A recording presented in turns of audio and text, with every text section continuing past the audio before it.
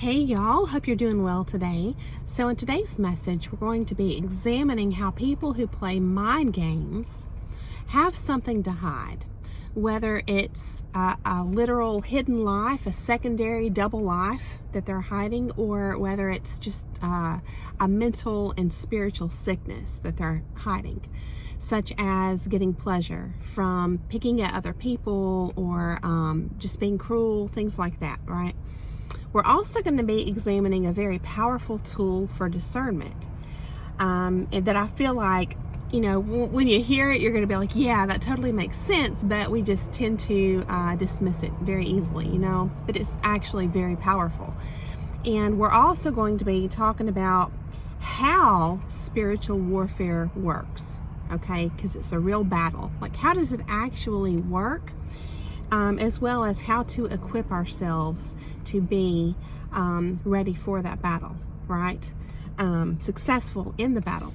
So I hope you're doing well today. I hope you enjoy the message, and I want to share with you guys a little figurine I've had for many, many years, and it's one of those things where I believe this was a gift to me from my mother, if I'm not mistaken. And it just one of those things that sits on your shelf for many years until eventually you experience life, particular things in life, and then suddenly it becomes very real. So just something to always keep in mind. And it's out in the open in a place that I walk past every day now. I've got it sitting there just as a reminder. And if you're the kind of person who likes to focus on the good in the world and in life, that's a great thing. In fact, we're instructed to do that in the Bible, to think on these things, good things. But it's good to always remind yourself, not to get so comfortable that you forget that there truly are wolves in sheep's clothing, actors, right? So anything you need to do to just kind of, oh yeah, when you wake up in the morning before you head out and start your day, just something that's going to remind you to be on guard, to truly, as you're getting dressed for the day, you're also dressing in that spiritual armor. So just encourage you to find something that will remind you to do that. So, I want to open with a way of assessing intention. Right? So I looked up, what does it mean to intend something? To intend. It means to direct one's attention to pay attention, right? Or give heed. And this is really important. It's an important part of the message today. So let me just start with an example here. Little kids, we all describe them as innocent, right? Let's examine that a little bit closer here, okay? This is going to kind of serve like as a focal point to the foundation or the basis of our message today. So I just hope that this example helps, right? So, children in their innocence, they notice so much, right? Just in their day-to-day life, because they're so absorbed in what? Okay, they're absorbed in their outer reality, out here, okay? In fact, they're so absorbed that they're often oblivious to anything regarding themselves. Like, for example, even when they learn how to put their own shoes on, they'll put them on the wrong feet. Even if you've told them time and again, that's something that's going to serve them well. It's part of, their or it's close to, I would say, their inner world, right? But they're just oblivious to that. They don't give a lot of attention there. Their attention's out here. And so, like, putting on their shirts inside out, or backwards, things like that, you know what I mean?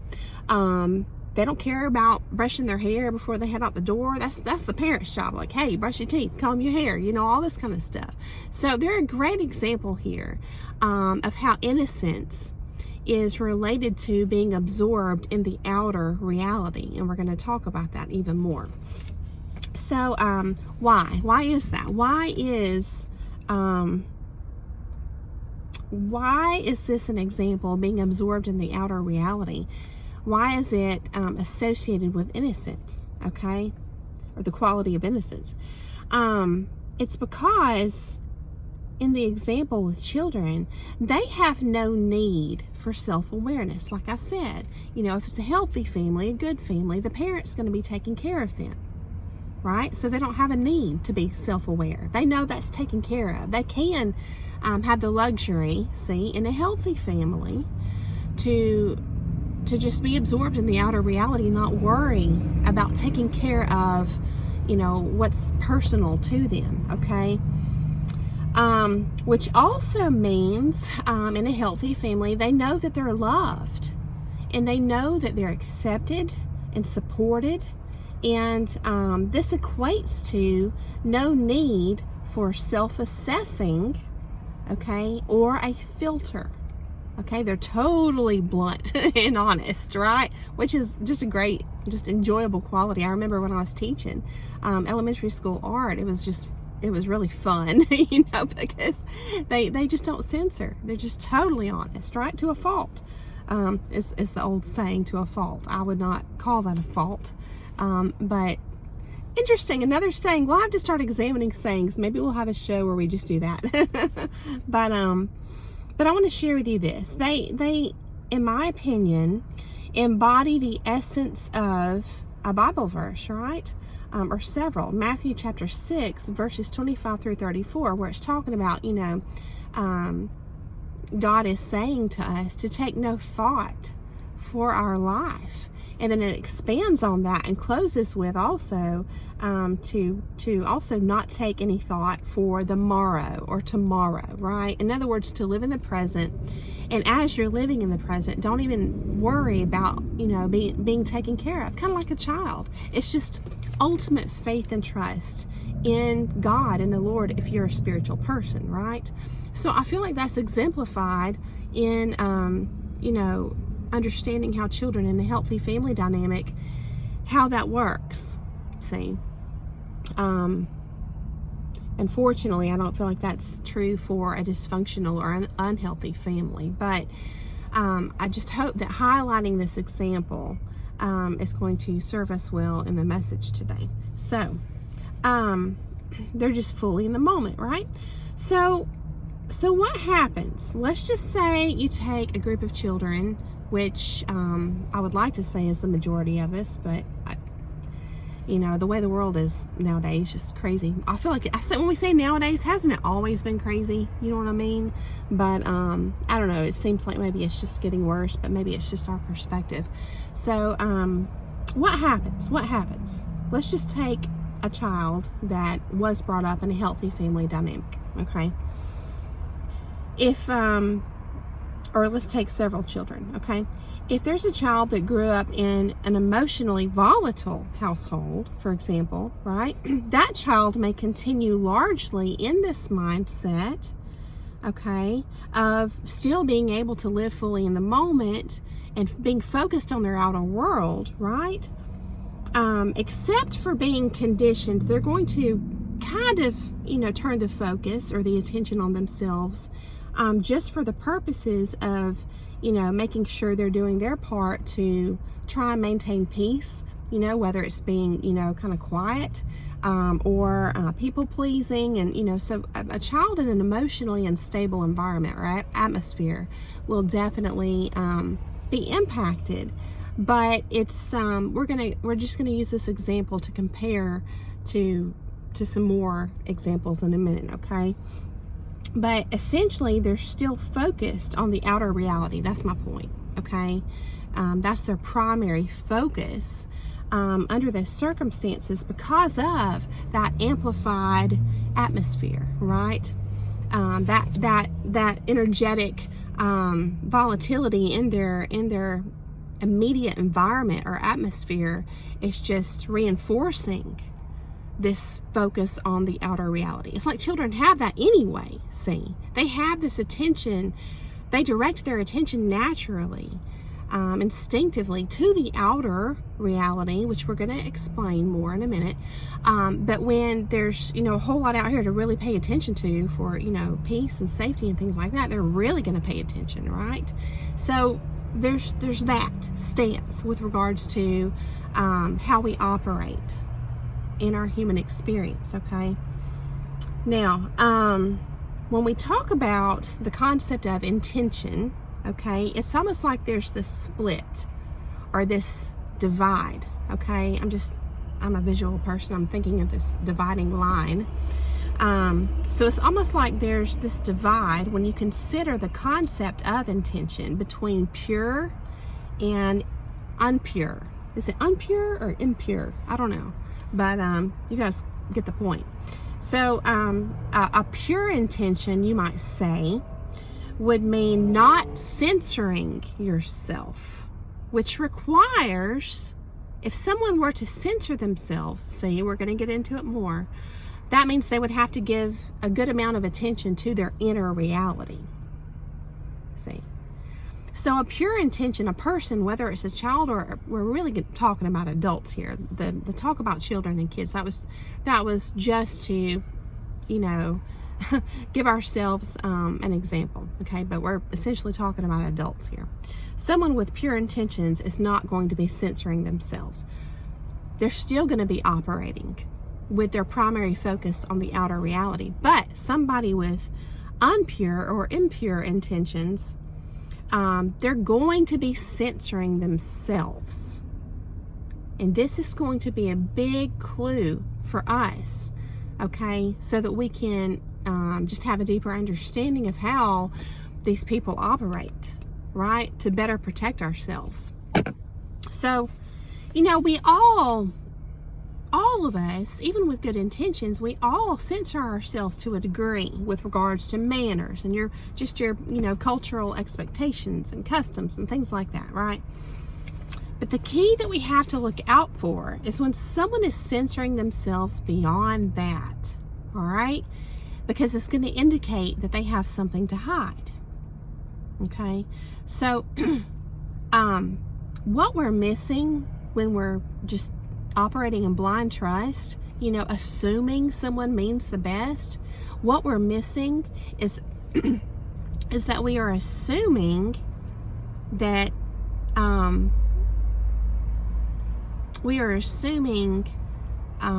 that their actions are natural, right? And that they're unfiltered because that's how we operate, right? But in actuality, they can seem like us in the sheep's clothing, but if you pay attention really closely, you will start to see that the way that they act and behave is actually extremely controlled, okay? In other words, they're never going to shoot from the hip, you might say. It's an old saying, another saying, right? In other words, they're never just going to have these words and actions and behaviors that just flow naturally without first going through some type of filter or inner censorship. See? So that's a lens that I hope that I can offer to you as just a perception lens to look through to try and discern someone. It could even be somebody, you know, not necessarily somebody new or just new people you meet, but just everyone you know, even people that you think you've known for a long time. Because I can tell you, it's very possible to think you know someone for a very long time and not even know them. So I hope that helps, all right? Let's expand on it. So how this manifests, okay?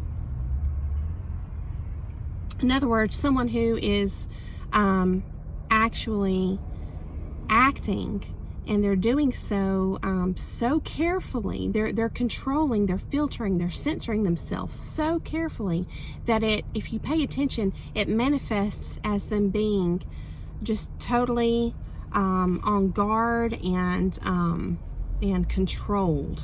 Okay, how this manifests for just, you know, obvious examples would be they always drive conversations. They're always in the driver's seat of a conversation. All right. It may be to prevent you from asking questions, as an example, right? So I just encourage you to take notice here. All right. Because you know, even if if they do answer your questions, they're going to be short with it. They're not going to elaborate and offer a whole lot, and it's not going to be uncommon for them to just give a 1 or 2 word answer and then just flip the conversation and just start, putting you under a barrage of just tons and tons of questions, okay? So, because they do tend to do that. They ask you a lot of questions, right? And one reason may be because, again, they want to be in control of that conversation to deflect, okay, from their true self or their true motives. But another reason they may ask you a lot of questions, if you pay attention, is because they may later show you how they're using the information that you give them when you answer their questions, okay? And that can manifest in a lot of different ways. They can use that information in a lot of different ways. All right, but the point is, when you're paying attention, you're going to notice these things with these people, with the people who don't have good intentions, that are not true and honest, right? So once you identify this, okay, now you realize that censoring yourself, okay, which is what they're doing. They're censoring themselves because for a bad reason, bad intentions, impure intentions. They have things to hide. You don't have anything to hide. But once you realize they're playing these mind games or whatever it is, right? Then you understand that to protect yourself, you have to now start redirecting your attention from your outer reality to your inner reality, to yourself. And you actually have to start censoring yourself, but for different reasons. All right? It's necessary. It's literally, it becomes the necessary response, right? The necessary way to handle it. So this is how, because of this necessity to turn our attention, from what's natural, even from childhood, which is to just, follow Matthew chapter 6, verses 25 through 34, just to not even worry about this reality and just focus on this reality. Well, these people with bad intentions force us to turn that attention here, okay, on ourselves. And that is what it means to wake up, right? At least in one way, if not the major way, right? Through my perception, this is kind of what's ringing true for me today. That's what it means to wake up, right? And it's because, like I said, we have suddenly had to turn our conscious awareness to our inner life. All right, so like I said, some people pay attention to their inner world to censor themselves for devious purposes. And some people pay attention to their inner world to censor themselves for protection. Okay, so abuse turns our attention from the outer world, right, to the inner world, or you might even say the underworld when you're thinking about the hero's journey, okay? So this would equate to the loss of innocence or trust, okay? But the good thing is, what does this do? How is this beneficial? It protects us. But because we're also awake and aware now, we're essentially equipped to fight this spiritual battle. We understand there really is a spiritual realm, right? We were blind to it before, but we've really been recruited to be a soldier, see, and to fight in this battle, okay, in the spiritual warfare. So when we wake up, the act of the abuser loses power. See, it no longer has that power of like being a spell over us, that brainwashing has dissolved, essentially, okay? So remember, they are acting for a reason, a conscious reason. That proves intentional manipulation, such as I was saying earlier, like a grown bully, right? Just screwing with you, and really essentially just exploiting your trust and finding that fun, okay? Another reason might be to piggyback off your light. And when I say light, I mean your connections, your friends, your creative self-expression. This is exemplified really great in the movie. I think it came out in the 90s, if I'm not mistaken, called Single White Female. Man, creepy movie. And I'm going to tell you, I have actually experienced that same kind of thing to a little bit lesser degree, but it was still extremely creepy. Okay. Another reason would just be to snow you over, to just mess with your mind for that purpose, to distract you, right? While they commit crimes, either literal or spiritual crimes. Okay. So those with good intentions don't have to censor themselves, right, to operate in a controlled manner, but, like the people who have bad intentions, but it's smart. Even though you don't have to, it becomes smart to censor yourself for protection purposes, all right, which is right in alignment with Matthew chapter 7, verse 6, which is talking about our pearls, right, to protect our pearls and not to cast them. Okay, so we're censoring ourselves to protect our pearls, and that this shift in our mindset to our inner world, identifying our pearls, protecting them, just not blindly trusting, this literally becomes, operating in this way, becomes our spiritual armor. So what keeps us stuck sometimes and therefore subjected to more abuse, right? It's assuming that they are like us. Okay, we're trusting that, right? So let's break this down. We're trusting that, well, let me look at my notes here. My mind goes faster than my hand sometimes when I'm jotting things down. So, but we're essentially trusting them, okay? And we can give them this benefit of the doubt for way longer than we should, okay? So let's talk about how to break free of that, all right? So things change, right? We start to break free from this spell, you might say, when we start asking key questions, right? And asking questions, questioning things is essential, right? And so is tuning into our feelings, that gut feeling. We really need to tune in there, validate it, give it credibility, and also paying attention to our inner voice of reason, okay? And, when you're asking questions, some are going to be irrelevant. They're going to return back to us like, well, that was, checks out, kind of irrelevant, doesn't really reveal anything. But some, when we ask questions, okay, even things that we feel like we shouldn't have to question, just question all of it. When you're kind of have this gut feeling about somebody, if you question all of it, everything, you might surprise yourself in, some of the answers that pop up for you, right? So some of your answers are not going to be irrelevant. They're going to be crucial to your safety, to your peace, all right? So once we see one or two anomalies, once we can identify those, right? In other words, things that are irrational or they don't seem to fit or ring true, okay? This is all we need to support ourselves and encourage ourselves to pay more and more attention, all right? So again, it starts with questions, okay? That's our powerful tool, all right? So it's kind of like, I liken it to listening to a song, like a beautiful melody. As long as the song is hitting all the right notes, then you might actually get to a place where it's so comforting and peaceful that you kind of space out a little bit, like in your mind, you just kind of relax your mind.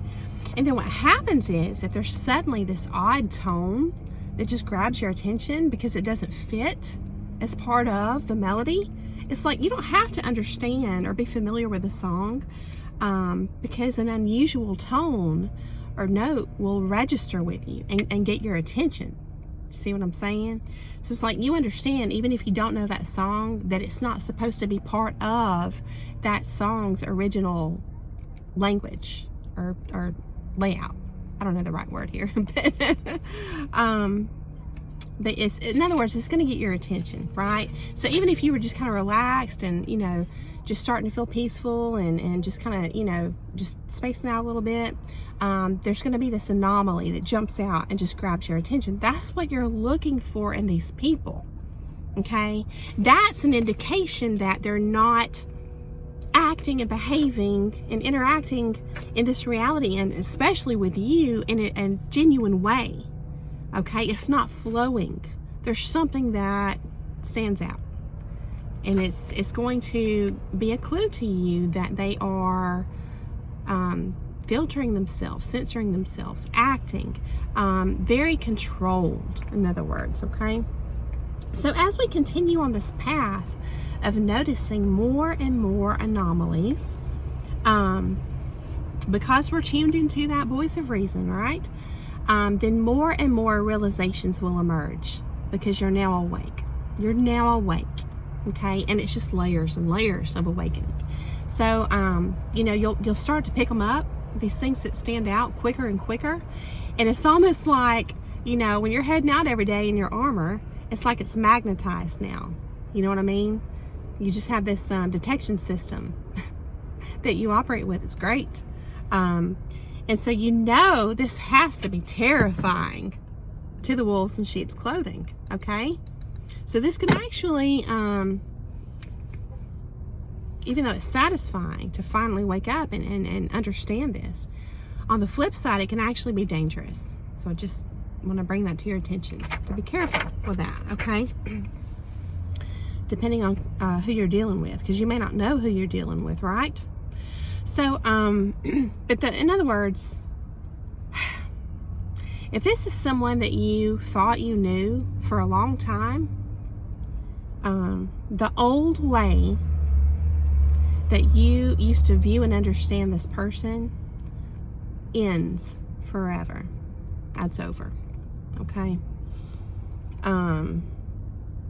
But I just want to reiterate that the main tool for discernment is asking questions, paying attention, okay?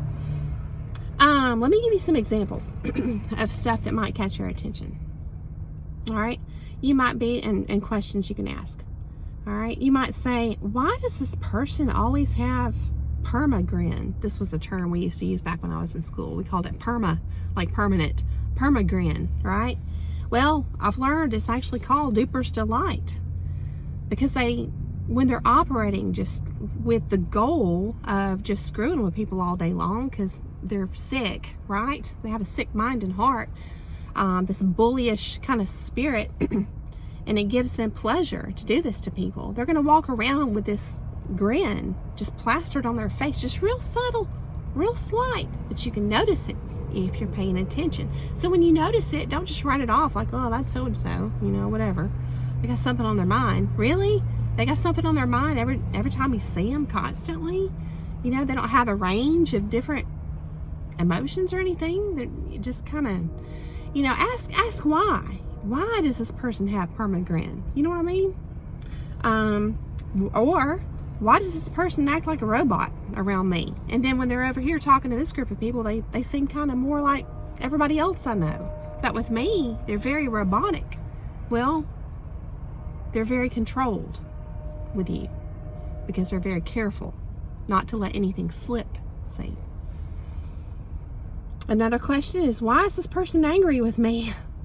For, with no explanation, and specifically around other people. It's like, we've been fine all morning, we go out and you're mad at me and I haven't done anything, and this is all going down in front of other people, just strange things like that, right?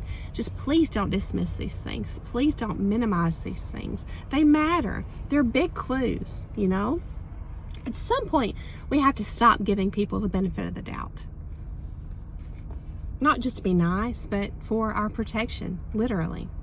And another example would be, why, this is like if you're in a relationship, a marriage or whatever, right? Why the huge life insurance policy that was taken out on me? And then, possibly, now, why does my drink always taste funny? Why have I suddenly developed food allergies when I never had them? The other 30 years of my life or whatever. See? Please don't dismiss these things.